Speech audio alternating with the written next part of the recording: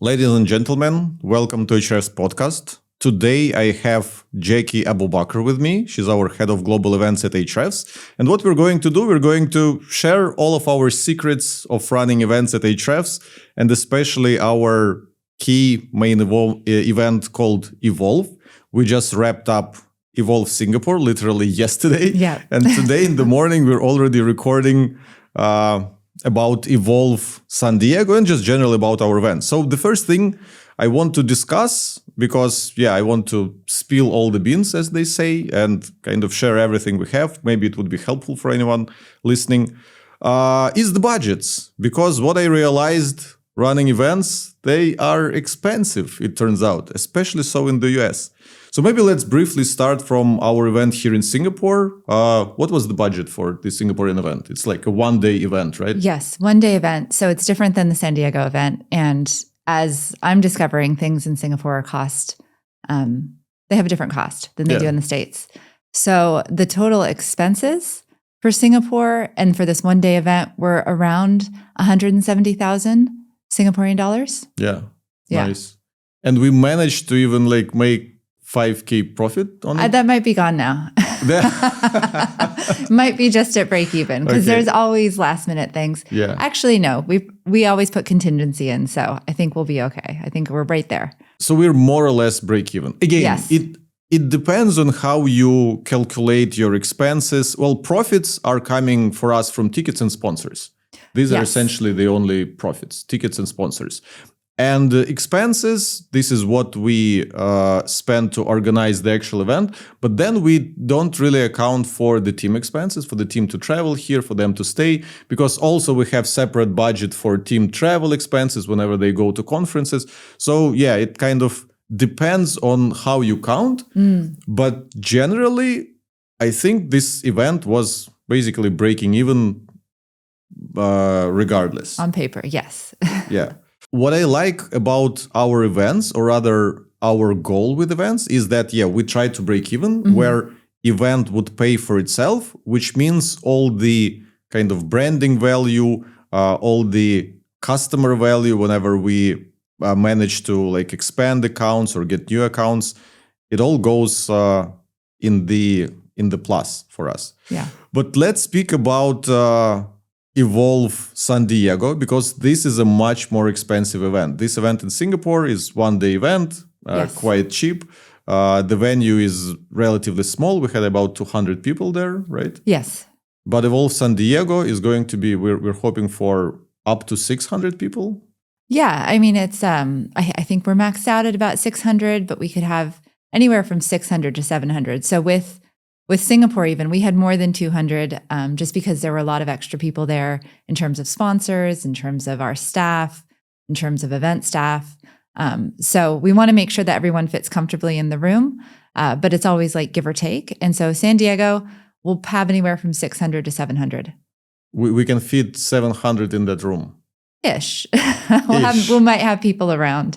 That's the goal. Okay. By the way, one thing I forgot to mention. So here in Singapore, we had over 200 people, but how many tickets did we sell? Oh, man. It was around 150-ish.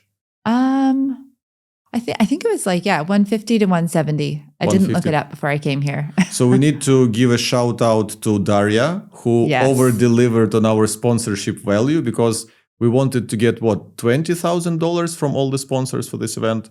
And she managed to get 60, right? Something like that. Yeah. So in part, that's because of her efforts, we managed to break even, which is very cool. Well, also we're constantly monitoring the budget and figuring out how much we can spend. And so her bringing in more meant that we could do a little bit more. Nice. So that's kind of what we do with the events, is that we'll see how much money we have and we'll kind of hold back on some of the surprise and delights that we want to do to wait and see where we're at. So it's always this kind of give and take game, or this game of using the budget as the tool for planning the event. And I think what I want to point out, which I think is very important for anyone who's thinking about attending Ahrefs Evolve, is we're trying to put every dollar back into the event and then some. Yes. So whatever you spend on a ticket, you're getting more value than that because we spend more on these events than what people are paying for. Speaking of that, did you mention what was our budget for Evolve San Diego? I haven't said that yet. Let's do it. Okay, so and the way that the budget works, it's we scale it, so it's kind of like a tiered budget where it helps us to forecast how much we would need to spend if we sold so many tickets. So at the low end, if we sell the limit, like the small amount of tickets, we'd be spending somewhere, or the total cost of the event would be around $950,000 versus if we sold more tickets, the total cost would be closer to about $720,000. Wait, if we sell more tickets, the event budget goes down? So, and you'll remember this from the negotiations last year with the San Diego hotel, but in America, when you're using a hotel, you have a minimum room nights that you need to book. And if you don't fill all the rooms, then you have to pay for those rooms. Yeah.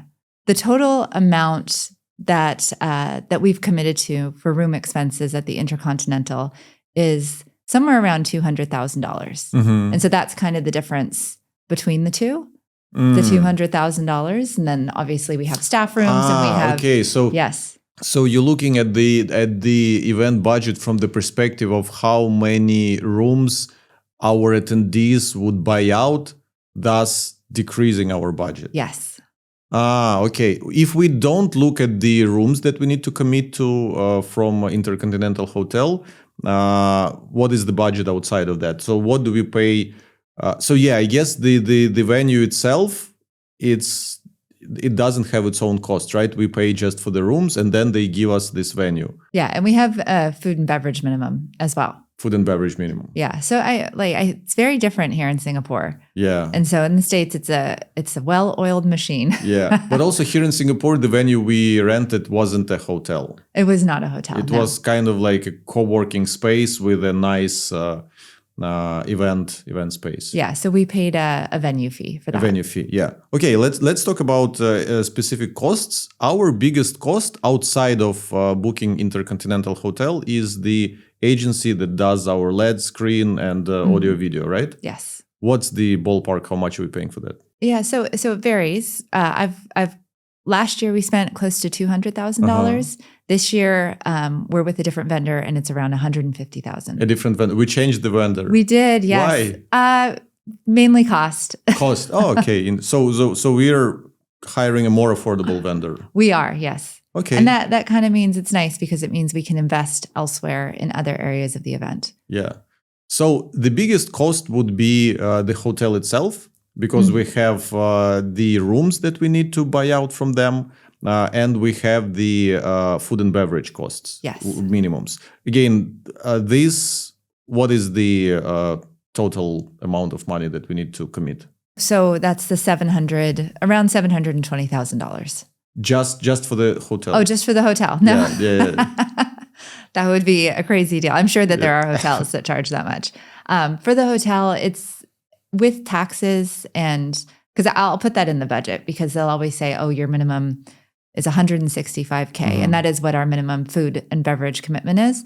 But in the States, they don't include GST.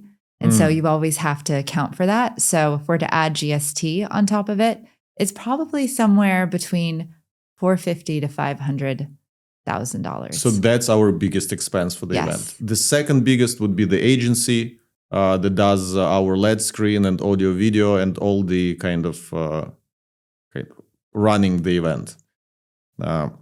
This was around $200,000.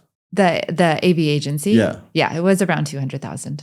Okay, and what is our third biggest expense? The third biggest, I'd say, is probably fabrication. Fabrication. Yes. So that's like booths. Yeah. That's anything that we're putting around to decorate the hotel in the Evolve branding or the Ahrefs branding.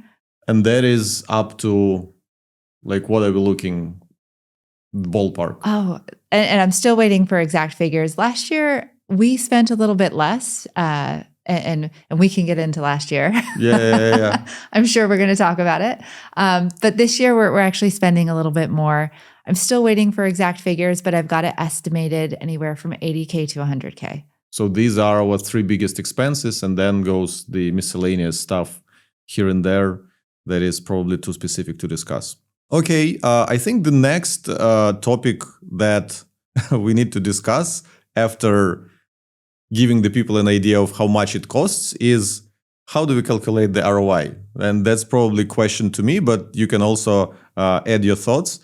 So in my view, because our goal is to run these events as close to break-even as possible, we don't need to calculate any ROI. Because if your event is breaking even and you're getting your money back, everything that happens at event, whether it's the branding value, whether it's the social media mentions, whether it's the conversations with the clients or networking, all of that is pure upside. You don't need to justify that with your spend. Yeah, of course, we're probably going to lose some money on this event, or maybe not. Who knows? Depends on how we manage things and how much demand there would be. But yeah, this is how I see it. What is your opinion on that? Yeah, I think if we're trying to measure it, it becomes hard to measure, because really what you're trying to do with events, and especially when it's associated with a brand like Ahrefs, is you're trying to have that human touch with your customers, because they're using your product daily. They don't actually meet the people who are working on it. And so it's a really good opportunity. And I think that there's, there probably are ways to measure it if we wanted to go really granular, but what's the impact of that then? What's the ripple effect of that in the future? Which I think segues us nicely into the question that you added to our notes, which you wanted to ask me about why. Yes, why are we doing this event? And my answer to this question is quite dumb, actually, because I see other companies, other brands doing events, and I'm like, oh, we need an event as well, it seems. Well, this is of course the stupid answer. Like a more thoughtful answer would be something along the lines of as we tried sponsoring our first events and making a booth at, Brighton SEO, some SaaS events, we realized that there's a lot of people who are our customers and fans, and they are typically so eager to communicate with us. They want to take our swag. They want to talk to us, to the point of making photos with us. They want to talk about the product. They want to talk about the industry. And it's also great for our team. I felt it personally, because you're sitting at your computer all day and you don't even realize what kind of impact you're having on other people who are learning from your educational materials, who are using your product, who are achieving some work goals, some business goals with your product. And when you get to talk to them, you personally get energized, you get motivated, you get new ideas. And I think also for them, they experience the same kind of thing because they talk to people behind the product and the brand that they use and love. So it's almost like at some point I thought, okay, we're sponsoring dozens of conferences around the world, and the amount of money we're putting into those sponsorships, if we would just sum it up, we can host our own conference and we would bring our own audience together. So when we're going to some other conference, it's just a percentage of people at this conference who are our fans. And we have such a great time with them, communicating with them, talking with them, taking pictures, having fun. So why not bring all of them together in one place and have it our way? Have our speakers, have our agenda, have our after party and things like that. So again, I'm sure this is not the kind of business-focused answer that some people might be looking for in terms of a reason why do you need to commit up to $1 million to run an event. But yeah, for people who want a glimpse of behind the scenes of how things happen at Ahrefs, this is the kind of thinking that brought me personally to running our events. And so far, our events are, every time we're doing it, they're more and more successful because a lot of people complimented me personally, while all the compliments actually should go to you, to the events team, that we stepped up from the last year. So last year we held an event in the same space, but this year just everything was better. Okay, now back to you. How do you feel about me explaining the why behind we run the events? It makes sense. And I have this memory from last year. It was my first time with Evolve in San Diego in 2025. And I've worked on other SaaS events. I've worked on other for-profit festivals. And what I was so shocked by was the fact that in the first day, everybody who came to check in, I was waiting at the registration and I was talking to people. They were all huge fans of Ahrefs. And I haven't experienced that before. There's something really special there. Like these people have been using the product for some people for, I don't know how long Ahrefs has been around, 15 years or? Yeah, 13, I think. 13? Yeah, they've been using it since the start. Yeah. And they were just so excited to be there. They were really excited to see you. And they just wanted to be where Ahrefs was. There were people coming from Korea. There were people coming from India. There were people coming from Malaysia who had been to all the events before, and they were coming to San Diego as well. And then, of course, the US audience was stoked that it was happening. Yeah, when we did our first big Evolve here in Singapore, when we committed to 2 days, a lot of international speakers, because the yesterday's event was kind of local. We hosted for Singapore primarily and for some neighboring countries as well. But when we did a bigger event in Singapore, we had people coming from 50 different countries, 50. I was blown away because 50 different countries is like 1/4 of the world being represented in the room. And it was crazy that people were willing to travel to Singapore from afar to get to our event. Because one of the questions that we need to discuss is differentiation. Like, how is our event different? Yeah. So it's almost, we don't need to discuss how is our event different, because if people, like, there are so many events to can go to and people are still choosing us. So yeah, there's something about the brand and something about the vibe we create with people in the audience that want people to come to us. And to your point about your experience at San Diego last year, what was the name of the guy that I talked to? I think it was Jeff. I'm sorry if it wasn't your name, but he told me that he's been in the industry for like almost 20 years, and he used to attend MozCon. You actually worked with Moz on their events. And he said that back in the day when Moz was kind of the pinnacle of the SEO and marketing industry, and they had the best community. And I completely agree with that. I was part of Moz community back in the days before I joined Ahrefs. And he said that the atmosphere of conferences at Moz was second to none. That people were coming there, a lot of people knew each other, the vibe, everyone is like so polite, so open, eager to share. And he said that when he came to Ahrefs Evolve in San Diego, after like attending many conferences in the past few years, he said that I felt the same vibe here. Oh, so you have the same vibe as like Moz had in their best days of their community. And that was very flattering. And one other reason for why we're doing Ahrefs Evolve, which I didn't mention, it is very, what's it called, egotistical. It is very self-centered for me personally, because I get to do the conference the way I want it. Because I am personally selecting about 80% of the speakers on the lineup. And I put the people who I respect, I follow, I want to learn from. So when I go to Ahrefs Evolve, I'm not going to a conference who someone else organized and picked the agenda for me. When I say, I want to hear from this person, but I don't want to hear from this person, this is not interesting.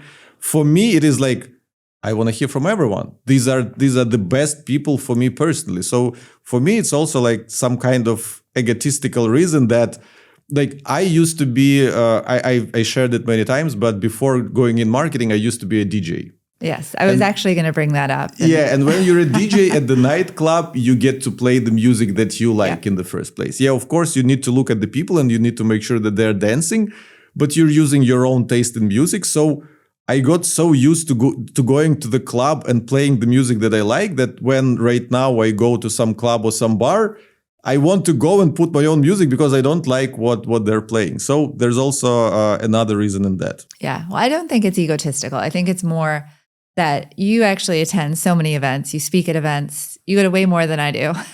And so having your input as to what you see working and what doesn't work and who's inspiring you, because you are a leader in the community and you're a leader in as a CMO of Ahrefs. Like, it's so important to have you as kind of like the person who helps us to curate this. I'm so proud of this year's speaker lineup, especially like my, what's it called? I don't remember the word for it. Okay, let's call it my personal victory is finally getting Rand Fishkin to speak. I tried doing this 3 times, and it's not like he was denying me. It's just we couldn't like align our schedules. I first invited him to Singapore when we did a big event in Singapore, but he had some issues with his schedule. Then I invited him to San Diego, but they were doing their own conference, Spark Toro, the same week that we had an event in San Diego. And finally, 3rd time's the charm. I'm getting Rand Fishkin to speak. And this is a big moment for me personally, because Rand Fishkin is someone that I've been learning SEO from. And he's still like sharp. He's still like one of the biggest thought leaders in the space. And I still follow everything he does. So for me, it means a lot that he would be basically one of the headliners of our conference. Yeah, it's great. And you actually talked about MozCon in its glory days, or back when it was, kind of a startup, and Rand was at the helm of that. Yeah. So it's almost like we're stealing some of that vibe from MozCon with Rand Fishkin and bringing it to Ahrefs Evolve. Okay, so I'm sure some of the people watching this have probably attended Ahrefs Evolve San Diego last year, but this year the goal, because we were considering should we keep it in the same location or should we go somewhere else, and what I said is we made like a few mistakes with San Diego. I don't think the event was optimal, and it's almost like I want, before I close this chapter, I want to run a perfect event in this location based on what we learned last year. So for people who have attended and they're thinking to come again to Evolve San Diego, what are some new things that we're planning? Yeah. And you mentioned a perfect event, and I just want to be like perfectly, like totally transparent, especially for people that are thinking about doing their own events, that no event is perfect. That's true. That there's, you make mistakes, and every event you're going to make a mistake, and it's not necessarily about the mistakes that you make, but it's what you learn from them and then improve next time. And so it's, and my job as the head of the event is really to kind of fix the problems, move on, and make it feel seamless for the customer. Yeah. And so that's what we want. We want it to feel seamless for the customer. And you can agree with this. Last year, I think the biggest mistake that we made was that we didn't have enough time. So we started late, and then everything kind of snowballed from there. So if the planning starts late, the biggest strain that I saw that it caused was the strain on communication. And so we had people showing up, and it wasn't necessarily a negative thing because they were pleasantly surprised that so much was on offer, but they just didn't know. Yeah. And so how many people did we miss because we weren't communicating what was available at the event? Yeah. And then also just communication helps the customer to kind of feel like they know what to expect, and it puts them at ease, and it gives them that ability to really enjoy the event. Here's an interesting bit. I thought that having a sold out event for a brand or a company like Ahrefs would be this easy. You just snap your fingers and people buy 500 tickets. Why did I think so? Because we have, I think, over like 60,000 paying customers at this point, and we have tons of people on free plans, and we have just a large community of people who just know about us, consume our content, maybe are using our free tools. So I thought with this kind of user base, you just send them one email about your event and you get a sold out event. Buy tickets. And the first time we did it, when we did the big event in Singapore, the big 2-day event in Singapore, we sent this email to like our customer base in the region, because I don't think we were sending them to US people, because that's quite a long way to travel. And it was like 5 sales or 10 sales. And I was thinking, what the hell? This is going to be much harder than I thought. So what surprised me about organizing events or hosting an event or doing an event is how much promotion you need to do in order to sell out the tickets. And it's not because you need to kind of persuade people to attend. You do need to persuade people to attend, but it's also about just reminding them. Because when people see the advertisements or news about the event half year in advance, they're like, oh, cool, I'm going to attend. They might make a mental note, or they might put it somewhere in their like physical or digital notes, but they won't buy a ticket. They would postpone it. And then you need to keep reminding them and educating, or these are our speakers. These are things that we're going to have, whether it's workshops, after parties, networking, mastermind, etc., etc. You need to remind them it's happening. Like, here's what we had last event. Here's how it's going to be. A lot of people are coming, blah, blah, blah.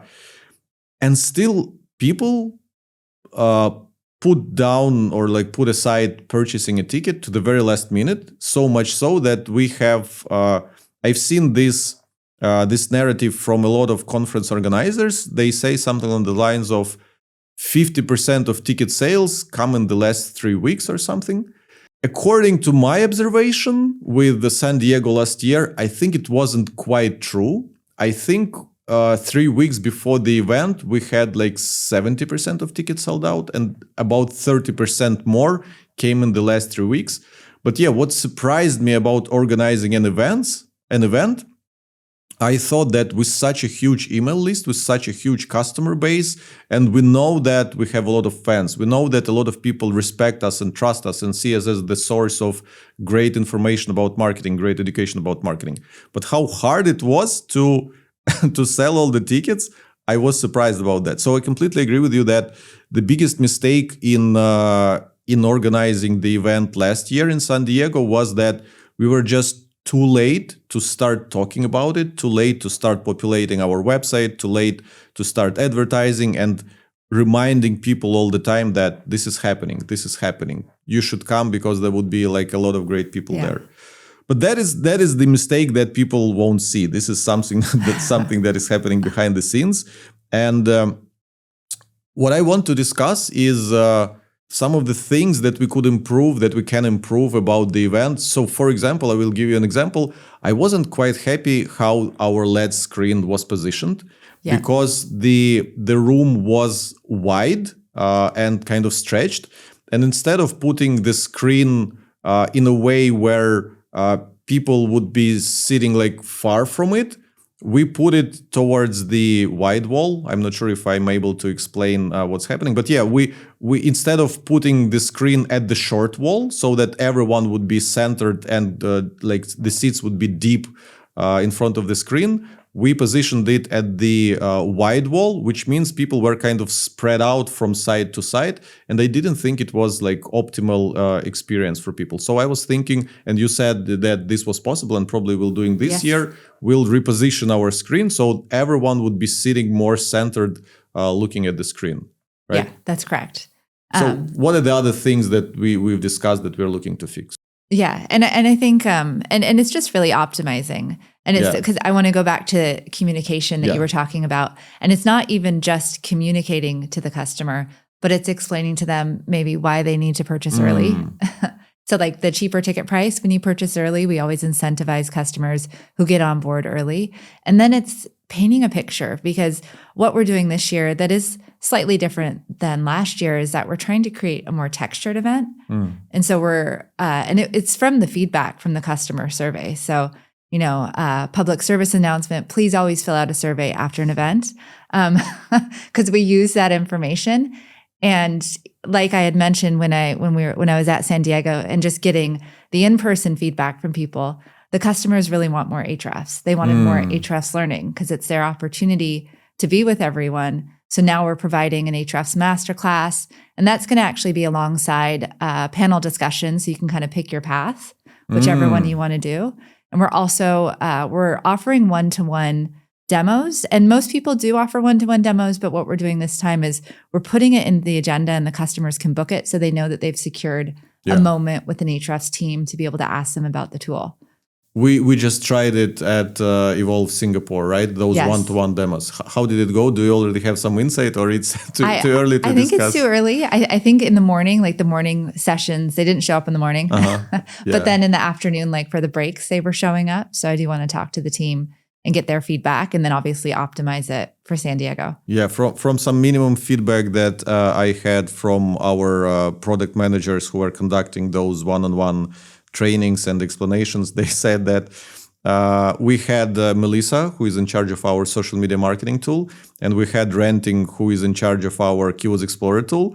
But they said everyone just wants to talk about Agent A. Oh, yeah. So, I know. Everyone's curious. And we were thinking that we would be educating people on how to use the tools that we're in charge of, but people were, interested to discuss Agent A and what it can do, which is understandable because Agent A is a new breed of tools, and all the software companies are pivoting to AI kind of forward tools, AI first tools. So this is a learning. It's great we had it here because we can probably expect it in October in San Diego, and we need to make sure that our team, who would be conducting those like Ahrefs one-on-one training, they wouldn't focus just on a specific tool, but would be able to advise people on anything they're interested in. Yeah, that's correct. And I think, everyone, all the conversations I had with people in Singapore were around AI and Agent A and what's possible.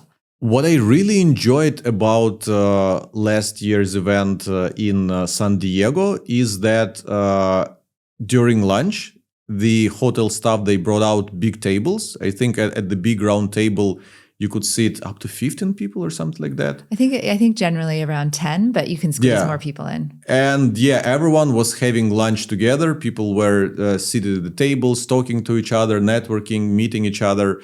And that is, like you said, I attended a lot of different conferences, and catered lunch is something you either don't get, so you need to go out and look for a place to eat, or it would be kind of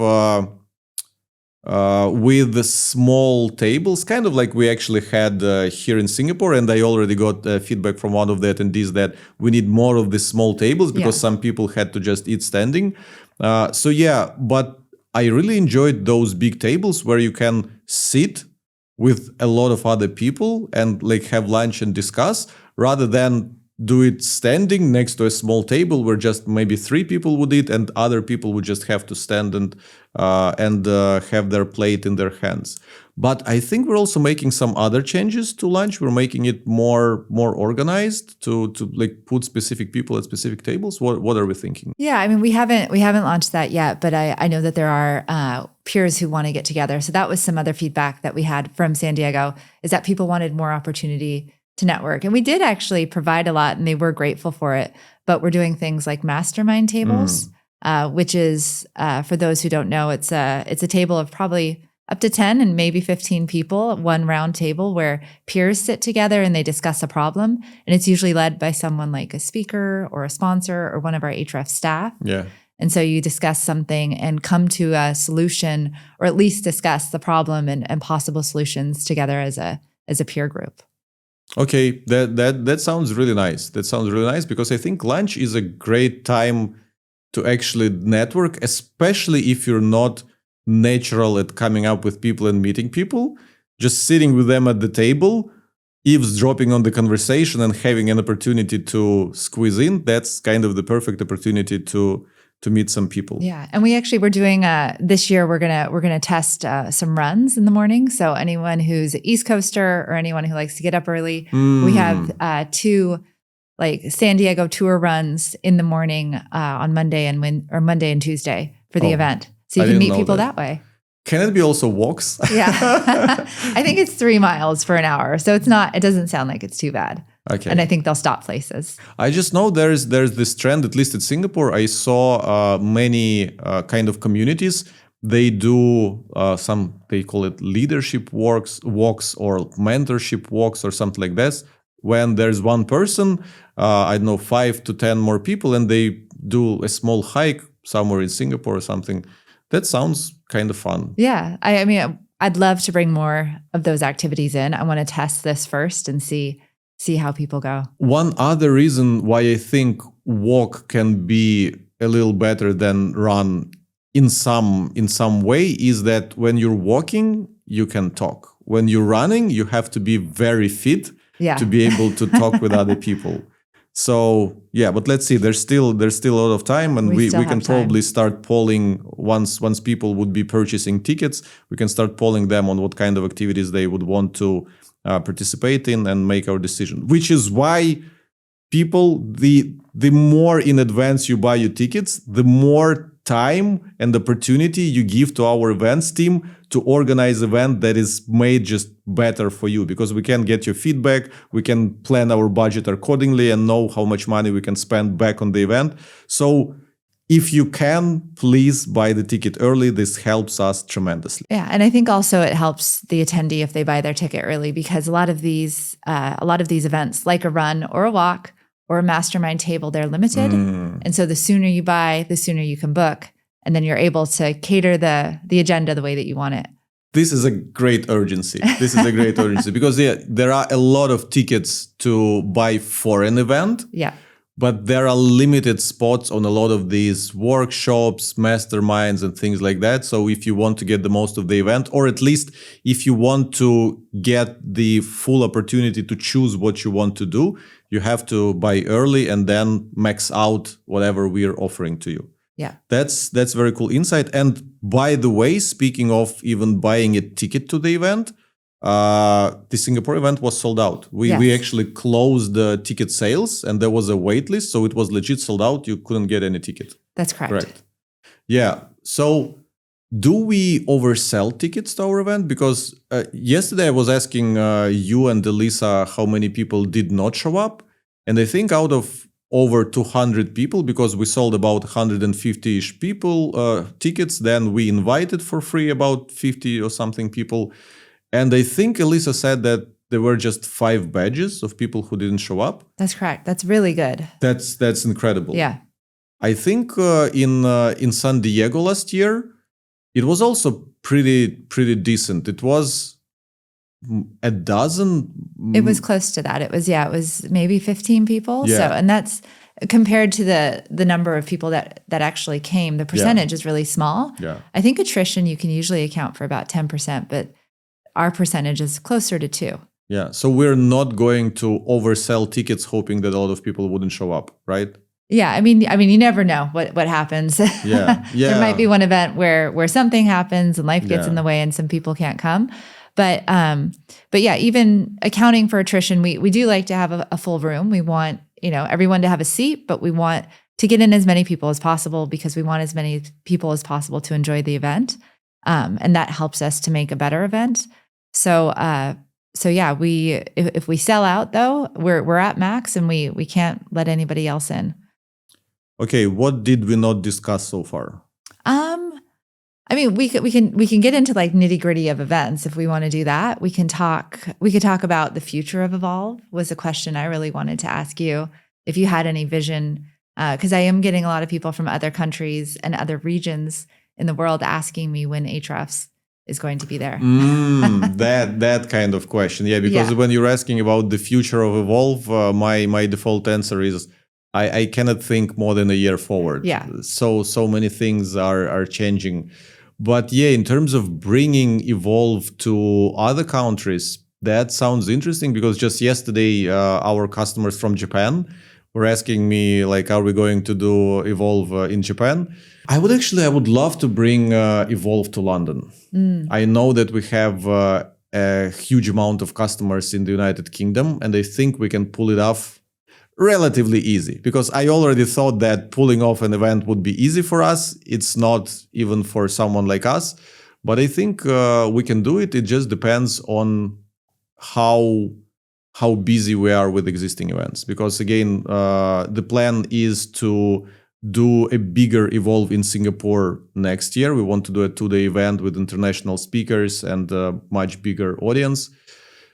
So yeah, it depends if we should pull it off. But I'm also thinking that perhaps we need to also grow our events team, because just yesterday, one of our speakers, she was saying that events are like an incredible marketing channel, which I actually agree with. And now that we're going into the age of AI, I hear a lot of sentiment that people would be seeking more and more real human connection, because the trust in online communications would be going down, because you wouldn't know, are you talking to a person or are you talking to AI? And everyone would be shielding themselves behind like AI filters that would read their messages and not letting anyone in. So it's almost like the best possible way to meet and network and learn from people would be to go to some real life event. So it's almost that we need to invest more in this, and therefore it does make sense to grow the team and put more effort into this marketing channel. But then a question back to you. Okay.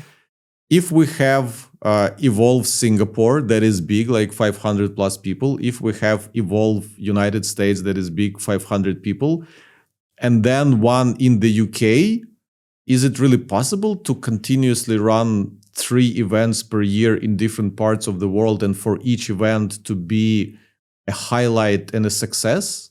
Yeah, it's possible. I mean, I've worked on a small team who's run 10 events in a year. So it's possible. And if you've got the right people doing the right things, it's really just, when you work on an events team, and maybe people watching this have worked on an events team or not, it's just this constant engine that's moving over. And I think I come back to that time, that time statement that I made, that you need more time. It's funny because I will be like, for me, I'm already thinking about 2027. Yeah. I'm even thinking about 2028. And I'll go to some of the team. I'll even go to vendors and I'll say, hey, let's get this started. And a response that I get often is like, oh, we've got time. And we do have time, but let's use it. Yeah. From the promotional perspective, having more events definitely helps. Because as you promote one event, and for example, right now, I see a lot of people from yesterday's event posting on social media. So that gives us coverage. People learn about Ahrefs Evolve, and literally people asking, like in comments or even in private messages, when are you bringing the event here, or when are you bringing the event there? So whenever you run an event and you promote an event and then your attendees promote it, it creates this demand. So it's almost like running 3 events continuously, helping each of the events, because there's constant buzz. Oh, like it's happening here, it's happening here. I cannot go to US, but I can probably go to London. Okay, so what you're thinking is that we can probably pull off 3 events. We can do it. And if the demand's there, like that's the important thing, knowing that we have a European audience that really wants Evolve. And so we can do some groundwork. We could even maybe start small and see how it goes and then grow from there. But yeah, I've gotten a lot of feedback, even from our enterprise team, saying that their customers really want to attend, but their companies won't send them overseas or send them very far to come to an Evolve. Yeah. Okay, so maybe London. Where would you go else? Where else would you go? I was actually talking about this with some of our European team, and I think it's London or Amsterdam that are the London places. Or Amsterdam. Yeah. Okay, we need to post a poll on our social media channels, London or Amsterdam. I mean, there's other great places, but I just think ease of use, especially because most of us are English speakers, those are the 2 spots. And something else I'd like to say, while events are really challenging, I think it's like, I feel privileged to be able to do this and to be able to create an experience that people go to and they come out happy and they come out feeling fulfilled, and it fulfills me. Yeah. So while there's all these challenges and the budget seems crazy, it is a great thing to do. And I think it's such a good opportunity. Again, what I like about our events is that we aim to make them self-sustainable. I talk to a lot of marketing leaders, and I know from a lot of them that their events are a marketing expense. Sometimes 100% of the cost of the event is just a marketing expense, and they distribute all the tickets for free. We only invite like a portion of people who we really want to see, and we are not sure if they would buy a ticket or not. So we give them a free one. So I really like that they're self-sustainable, which means we can scale them indefinitely, because it's almost like we can make a separate arm of Ahrefs that is like a self-sustainable media company that just runs Ahrefs Evolve, and it would be fine. Let's do it. You heard it here first. Out of Tim's mouth. It's recorded.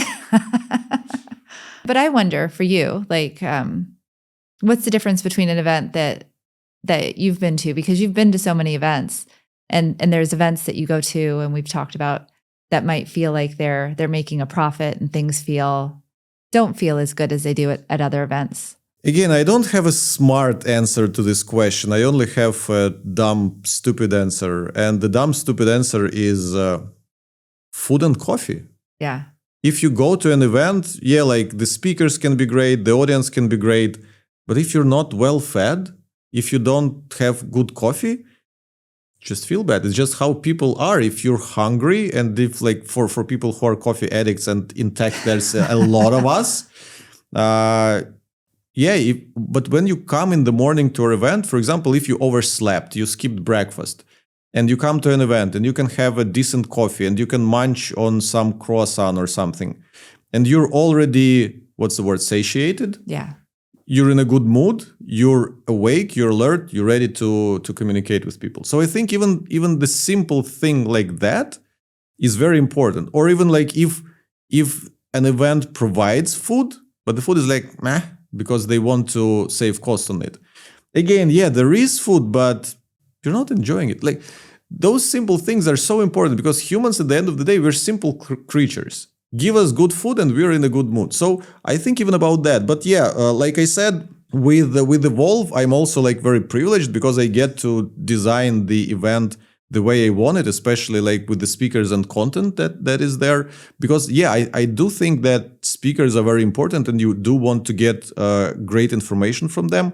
And then the audience. But the audience is very hard to control.